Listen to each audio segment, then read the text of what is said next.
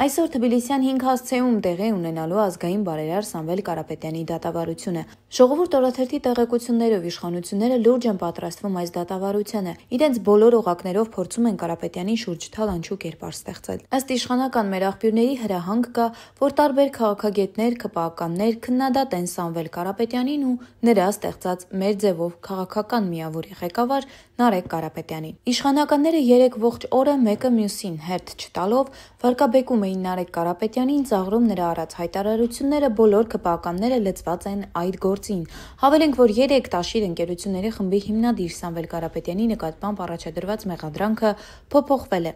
Մեղադրանքը փոփոխվել է եւ ավելացվել Քրեական օրենսգրքի 296-րդ հոդվածի 3-րդ մասի 2-րդ եւ 3-րդ կետերը։